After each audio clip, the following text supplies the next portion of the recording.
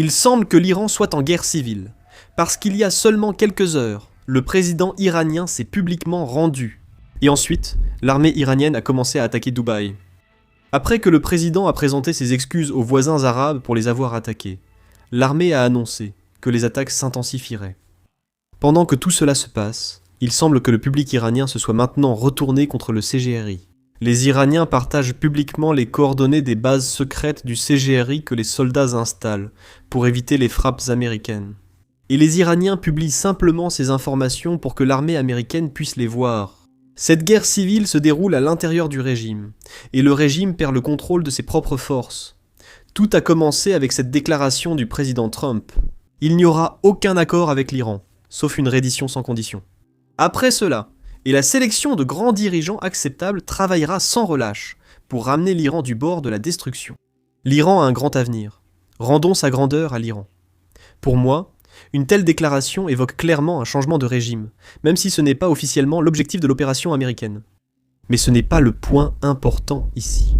Le point important, c'est que quelques heures seulement après cette déclaration, le président iranien a publié sa propre déclaration, et il semblait qu'il se rendait. Écoutez par vous-même. Je devrais, en mon nom propre, présenter mes excuses aux pays voisins qui ont été attaqués par l'Iran. Ce qui s'est passé, c'est que nos commandants et notre dirigeant ont perdu la vie à la suite de cette agression barbare. Et nos forces armées, ces champions qui sacrifient leur vie pour défendre l'intégrité de notre territoire,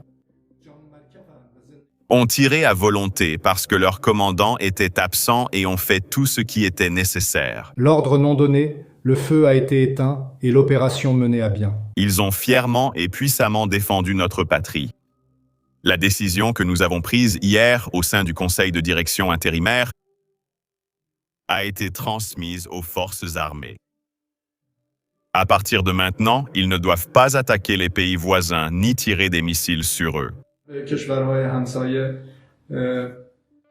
À moins que nous soyons attaqués depuis ces pays. Je pense que nous devrions régler cela par la diplomatie. Le président a présenté ses excuses aux pays arabes et promis la fin des attaques contre les voisins. Il a également confirmé quelque chose dont nous parlons sur cette chaîne depuis longtemps. Certaines unités iraniennes opèrent comme des forces dissidentes. En gros, ils attaquent des pays sans décision politique préalable, alors qu'ils ne devraient pas. Par exemple, nous avons vu l'Iran attaquer l'Azerbaïdjan, puis les dirigeants iraniens ont affirmé que ce n'était pas eux. Soit c'était l'Azerbaïdjan qui s'attaquait lui-même, soit ils ont décidé d'accuser Israël, puis ils ont dit que c'était un accident. Ils cherchaient simplement une excuse parce que la direction politique n'avait probablement jamais approuvé l'attaque. Nous avons vu la même chose lorsque l'Iran a attaqué la Turquie, et nous avons vu la même chose lorsque l'Iran a attaqué Chypre, quand ils ont commencé à accuser le Hezbollah. Et maintenant, le président iranien a en quelque sorte confirmé qui fait tout cela. Ce sont juste, vous savez, des commandants incontrôlés à qui on a dit de choisir leur propre cible. Ils n'avaient pas besoin de l'approbation de leurs supérieurs. Mais en plus de cela, le président a également confirmé que cette décision d'arrêter les attaques venait du Conseil intérimaire, le groupe de 3 personnes qui dirigent le pays depuis la mort de Khamenei. Il suggérait que toute la direction était d'accord, pas seulement lui. Maintenant, cela semble montrer que l'Iran revient à la raison. Vous savez, ils n'attaqueront plus les pays qui n'ont pas attaqué l'Iran. Mais en réalité, ce n'est vraiment pas le cas. Ce n'est pas l'Iran qui éprouve des remords. Au contraire, c'est simplement que l'Iran n'a plus d'option. Regardez ces chiffres. Observez les tirs de missiles iraniens la première semaine. Le premier jour, ils ont lancé près de 350 missiles. Au 7e jour, ils en ont lancé 9. À ce rythme, cela passerait à 5, 3, 2, 1, puis 0. L'Iran perd des lanceurs plus vite qu'ils ne peuvent les utiliser. Les États-Unis et Israël ont mis en place ce que les gamers aiment appeler du spawn kill. Vous voyez, des avions de chasse attendent simplement dans les airs que des lanceurs sortent des bases en montagne ou des bases souterraines. Et au moment où ces lanceurs apparaissent à découvert, ils sont détruits, parfois en quelques minutes. L'Iran peut peut-être lancer 1 ou 2 missiles avant que le lanceur ne soit détruit, mais ils ne pourront jamais réutiliser un lanceur. Et à cause de cela, l'Iran hésite à attaquer ses voisins. J'espère que vous pouvez comprendre quelle est la réalité. Ils ne pourront littéralement plus attaquer les voisins très bientôt. Donc, ils présentent cela comme si, oh, nous allons être gentils. Nous allons faire preuve de clémence envers tous les pays qui nous entourent. Mais il ne semble pas que les États-Unis croient à ce revirement de l'Iran. Parce que voici la déclaration que le président Trump a publiée après que le président iranien a annoncé ses excuses. Regardez. L'Iran, qui est en train de se faire massacrer, s'est excusé et s'est rendu à ses voisins du Moyen-Orient, promettant de ne plus leur tirer dessus. Cette promesse n'a été faite qu'en raison des attaques incessantes des États-Unis et d'Israël. Ils cherchaient à prendre le contrôle et à dominer le Moyen-Orient. C'est la première fois que l'Iran perd face aux pays voisins du Moyen-Orient depuis des milliers d'années. Ils ont dit « Merci, président Trump ». J'ai répondu « De rien ». L'Iran n'est plus le tyran du Moyen-Orient. Ils sont maintenant les perdants du Moyen-Orient, et le resteront pendant de nombreuses décennies, jusqu'à capituler ou probablement s'effondrer. Aujourd'hui, l'Iran sera durement frappé. Sont actuellement sérieusement envisagées pour une destruction totale et une mort certaine des zones et des groupes de personnes qui n'avaient pas été considérés comme cibles jusqu'à présent. Pour moi, cela ne montre pas que les États-Unis acceptent ce faux Iran présenté par le président iranien. Au contraire, c'est un avertissement d'escalade. Et devinez quoi ? Il ne semble pas que le président iranien lui-même ait le contrôle de l'Iran. Parce que juste après avoir publié une vidéo dans laquelle il s'excusait auprès des voisins arabes, l'Iran a attaqué Dubaï et Bahreïn. Des missiles et des drones ont été lancés sur les deux pays, et l'un des drones a même touché l'aéroport international de Dubaï. Regardez. Nous allons maintenant directement à l'aéroport. Oh mon Dieu, nous sommes en l'air. Nous allons directement vers l'avion. Comme vous le savez, les vidéos comme celle-ci, notamment le clip que vous venez de voir, ne peuvent pas être diffusées sans risque sur YouTube, qui ne les juge pas adaptés aux annonceurs. C'est la réalité de la guerre menée par les forces américaines au Moyen-Orient, et c'est pourquoi on aime partager cela. Alors si vous pouvez prendre une seconde pour nous soutenir en cliquant sur les boutons j'aime et s'abonner juste en dessous, ça fait vraiment une différence. Maintenant, parlons de la division que nous voyons au sein du régime. Vous voyez, d'un côté le président présente des excuses, mais de l'autre côté, quelqu'un attaque en fait ces pays que le président avait dit que l'Iran n'attaquerait pas. Cela signifie qu'il y a deux factions qui se forment à l'intérieur de l'Iran. Et maintenant, nous voyons les affrontements entre ces deux factions se manifester en public. Vous voyez, juste après que le président iranien ait présenté ses excuses, le quartier général des forces iraniennes a publié un communiqué officiel. Et le communiqué disait que, eh bien, nous n'avons attaqué aucun pays étranger. En fait, nous attaquons uniquement les bases militaires américaines et israéliennes, ainsi que les intérêts américains et israéliens. Et cela va continuer. Ça ne va pas s'arrêter. C'était là une façon diplomatique de dire que le président iranien ne sait pas de quoi il parle. Cela contredit directement ce que le président vient de dire. Mais vous voyez, certains autres partisans de l'armée n'ont pas été aussi diplomates. Regardez ce message. Un partisan radical du régime a essentiellement dit que les forces de sécurité devaient en trouver qui a convaincu le président de publier un tel message. En gros, un message où il s'excusait auprès de tous ces pays pour la mort de ces personnes. Il demande que l'administration présidentielle soit tuée simplement parce que le président s'est excusé d'avoir frappé des pays neutres.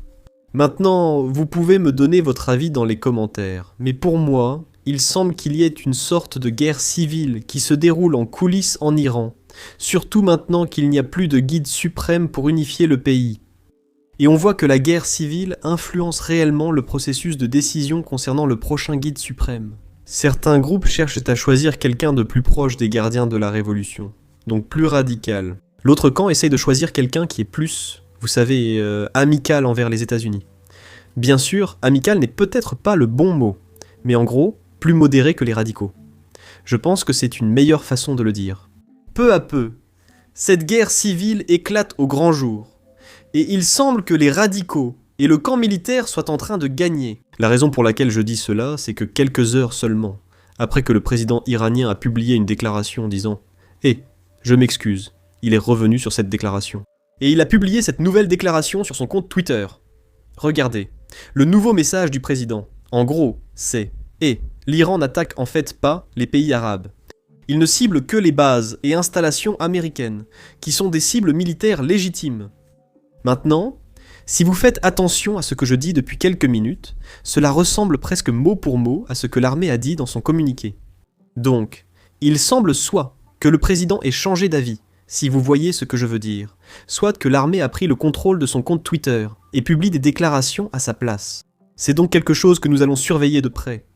les luttes internes qui se déroulent au sein du régime iranien. Mais une chose est claire, pendant que l'Iran se bat contre lui-même, l'armée américaine continue de détruire les cibles iraniennes qu'elle vise. Le commandement central vient d'annoncer qu'ils ont frappé plus de 3000 cibles à l'intérieur de l'Iran, au cours des 7 premiers jours de l'opération Fureur épique. La domination aérienne des États-Unis est tellement totale que les ravitailleurs réapprovisionnent désormais les avions juste au-dessus du golfe Persique, directement dans l'espace aérien iranien, et l'Iran ne peut littéralement rien y faire. Permettez-moi de replacer cette guerre dans son contexte.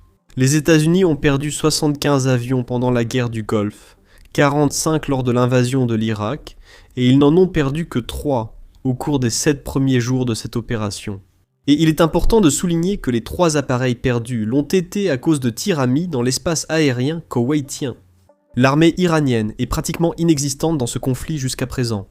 Et bien sûr, cela ne veut pas dire que les missiles iraniens ne frappent pas certaines bases américaines au Moyen-Orient. Et bien sûr, l'Iran commet des actes terroristes, visant hôtels et aéroports dans la région. Mais quand il s'agit de l'armée iranienne défendant son propre territoire et son propre espace aérien, ils ne font pratiquement rien. En fait, voici le récapitulatif officiel, sur 7 jours du commandement central de ce qui s'est passé. 3000 cibles touchées, comme nous l'avons mentionné. 43 navires iraniens sont maintenant au fond de l'océan. Les États-Unis ont utilisé toutes sortes d'appareils, comme les 3 types de bombardiers, B-52, B-1B, B-2, différents types de chasseurs, comme F-15, F-18, F-22, F-35. Lisez le reste, sur les drones, les ravitailleurs utilisés, et la partie en bas. Certaines capacités ne peuvent être mentionnées ici. En plus, les cibles incluent centres de commandement, quartiers généraux, systèmes de défense aérienne et lanceurs de missiles balistiques. L'intensité des États-Unis au cours des 7 premiers jours n'a pas diminué. En fait, on peut dire que l'intensité a même augmenté ces derniers jours. De l'autre côté, nous voyons que les tirs iraniens, comme nous l'avons déjà mentionné, diminuent drastiquement. Le régime iranien est dans la position la plus faible qu'il ait connue. Leurs capacités sont sévèrement réduites. La marine a disparu. Les bases sont bombardées chaque jour. Et dès qu'ils se déplacent vers un nouvel endroit, ils sont de nouveau bombardés. Hier, nous avons vu que les forces du CGRI ont pris le contrôle d'un stade à Téhéran. Et devinez quoi ? Il a aussi été bombardé. Les responsables gouvernementaux sont tellement effrayés qu'ils ont maintenant peur de se rencontrer en personne à cause des frappes que nous voyons de la part de l'armée de l'air israélienne et du travail des services de renseignement israéliens. Et en plus de cela, il y a des luttes internes visibles sur tous les aspects, concernant la manière d'avancer, que ce soit pour l'élection du guide suprême, ou pour savoir si l'Iran va continuer ses représailles ou non. Je suis sûr qu'il existe d'autres décisions inconnues aussi sujettes à ces luttes internes. Pire encore, des preuves montrent que des Iraniens se retournent contre le régime et les gardiens de la révolution. Je vais vous montrer ce que je veux dire. Les Iraniens qui peuvent se connecter à Internet partagent maintenant les coordonnées GPS de ces nouvelles caches des gardiens de la révolution et essaient de les transmettre à l'armée américaine et à l'armée israélienne. Ce ne sont pas 1 ou 2 incidents isolés. Nous voyons cela se produire à grande échelle, ce qui montre qu'une bonne partie de la société iranienne ne veut pas que les gardiens de la révolution se cachent parmi eux. Nous avons vu des photos et des vidéos de soldats des gardiens de la révolution installant des camps dans les rues, parce qu'ils ont trop peur d'aller dans un quartier général ou dans un immeuble de bureaux. Et maintenant, le peuple iranien identifie ces tentes, ou n'importe quelle cachette, qu'ils essaient de créer et les révèlent au public, en espérant que l'armée américaine ou l'armée israélienne le voit. Pendant que tout cela se passe, nous voyons le ministère des Affaires étrangères iranien continuer à diffuser sa propagande.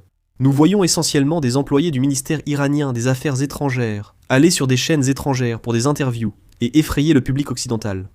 Le vice-ministre iranien des Affaires étrangères a averti la France et l'Europe à la télévision française de ne pas s'impliquer dans cette guerre. Écoutez. Certains pays européens apportent une aide logistique aux États-Unis. Cela fait-il d'eux des cibles légitimes de vos actions militaires ? Nous avons déjà informé les Européens et tous les autres qu'ils doivent faire attention à ne pas s'impliquer dans cette guerre d'agression contre l'Iran. S'ils aident, je ne veux pas nommer de pays. Mais si un pays participe à l'agression contre l'Iran, s'il rejoint l'Amérique et Israël dans l'agression contre l'Iran, alors oui, certainement. Ils deviendront également des cibles légitimes pour les représailles de l'Iran. Si j'étais un pays européen, je regarderais ce que fait l'Iran. Pas ce qu'ils disent. L'Azerbaïdjan n'était pas impliqué dans cette guerre, ils ont été attaqués. Et le Royaume-Uni non plus n'était pas impliqué. Leurs bases sont attaquées à Chypre. Chypre n'était pas impliqué. La Turquie n'était pas impliquée. Et tous ces pays sont attaqués. Si cette tendance continue, je suis sûr que ce sera l'Iran qui attaquera l'Europe, pas l'inverse. Quoi qu'il en soit, ce vice-ministre aborde aussi d'autres sujets. Il évoque le futur guide suprême et explique pourquoi il refuse que les États-Unis le choisissent. Écoutez bien. Le président Trump a été interrogé sur la nouvelle direction en Iran et il a dit, tout comme au Venezuela où j'ai eu mon mot à dire sur qui sera le prochain dirigeant, il a dit « j'aurai mon mot à dire en Iran ». Donc en gros, il sous-entend qu'il peut trouver quelqu'un au sein du régime peut-être plus réformiste que le guide suprême récemment tué, qui pourrait collaborer avec les États-Unis. Cela pourrait être une solution. Je vois que vous souriez. Je veux dire, les affaires intérieures de l'Iran appartiennent aux Iraniens. Les Iraniens sont assez mûrs pour savoir et élire leurs représentants, qu'ils soient au Parlement ou qu'ils soient présidents, ou même si nous essayons de trouver le prochain guide suprême. Nous n'avons pas besoin d'étrangers pour nous dire quoi faire ou ne pas faire. Cela appartient aux Iraniens et en fin de compte, nous verrons que le nouveau dirigeant sera élu par le Conseil compétent. Et vu la situation actuelle où tout est en ordre, pourquoi sommes-nous sous un bombardement constant? Je veux dire que le nouveau dirigeant sera installé et que tout ira dans le sens de la normalité. Et enfin, il parle de l'Iran qui attaque les Iraniens au Kurdistan, essentiellement dans l'ouest de l'Iran. Et pourquoi l'Iran fait cela? Je suis sûr que vous avez entendu parler des rapports de la CIA sur sa collaboration avec les forces kurdes pour lancer une insurrection à l'ouest et ouvrir une opération terrestre contre les forces iraniennes. C'est pourquoi l'Iran cible préventivement les forces kurdes. Écoutez le ministre des Affaires étrangères. Vous frappez également.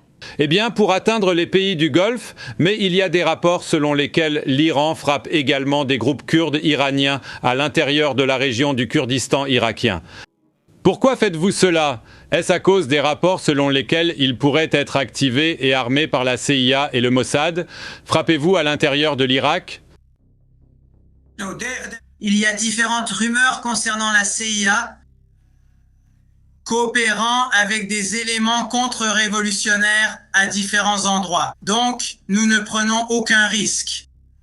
Partout où ceux qui veulent s'infiltrer, ceux qui veulent franchir la frontière, ceux qui veulent violer notre souveraineté et notre intégrité territoriale, il y a toujours une réaction ferme. C'est ce que fait chaque nation. Mais vous frappez à l'intérieur de l'Irak en conséquence. S'il y a un besoin de protéger notre souveraineté, nous le faisons sans hésiter.